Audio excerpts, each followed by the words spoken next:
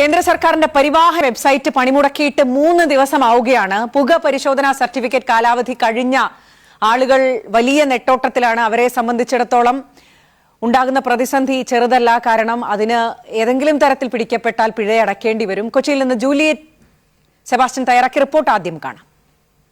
കേന്ദ്ര സർക്കാരിന്റെ പരിവാഹൻ വെബ്സൈറ്റ് 3 ദിവസമായി പണിമുടക്കിയിട്ട് ഈ സൈറ്റിലേക്ക് കയറാൻ നോക്കുമ്പോൾ ഇങ്ങനെ സർവീസ് നോട്ട് അവൈലബിൾ എന്ന രീതിയിലാണ് കാണിക്കുന്നത്. ഇത് ബന്ധപ്പെട്ട അധികാരികളെ അറിയിച്ചിട്ടും ഇക്കാര്യത്തിൽ ഇതുവരെ ഒരു പൂർണ്ണമായ പരിഹാരം ഉണ്ടായിട്ടില്ല. എടപ്പള്ളിയിലെ ഫ്രണ്ട്സ് ഡ്രൈവിംഗ് സ്കൂളിലാണ് നമ്മളുള്ളത്.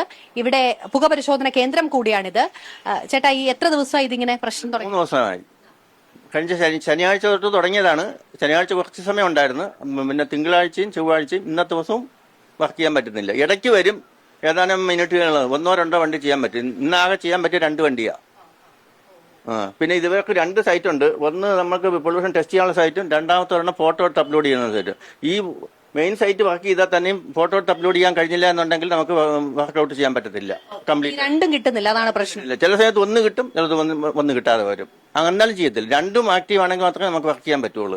ബന്ധപ്പെട്ട അധികാരികളെ അറിയിച്ചിരുന്നു, എന്താ അവർ പറയുന്നത്? ഇന്നലെ ഞാനൊരു ഇമെയിൽ അയച്ചു. അവരൊരു കോൺടാക്ട് നമ്പർ ഇട്ടിട്ടുണ്ടായിരുന്നു സൈറ്റിൽ.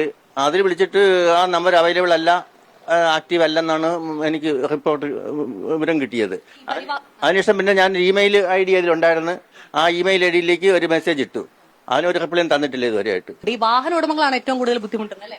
വാഹന ഉടമകൾക്ക് എന്ന് പറഞ്ഞു കഴിഞ്ഞാൽ അവര് ഡേറ്റ് തീർന്നതിന് 2-3 ദിവസം മുമ്പ് വന്നിട്ടാണ് എടുക്കണം.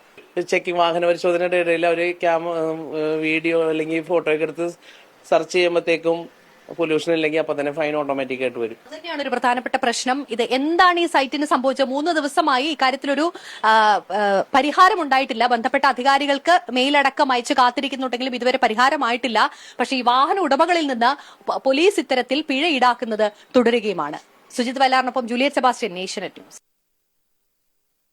കൊച്ചിയിൽ നിന്ന് ജൂലിയറ്റാണ് വിവരങ്ങൾ നൽകിയത്. എന്തായാലും ഈ പുക പരിശോധനാ കേന്ദ്രങ്ങളിലുള്ള പ്രതിസന്ധി കൂടിയാണ് ജൂലിയറ്റ് സൂചിപ്പിച്ചത്. ഈ പരിവാഹൻ സൈറ്റിൽ ഓരോ പുക പരിശോധനാ കേന്ദ്രത്തിനും ഓപ്പൺ ആക്കാൻ ഒരു കോഡും IDയും ഉണ്ട്. ഇത് തുറന്നാൽ മാത്രമേ ഈ സർട്ടിഫിക്കറ്റുമായി ബന്ധപ്പെട്ട അടക്കമുള്ള കാര്യങ്ങൾ ചെയ്യാൻ കഴിയൂ.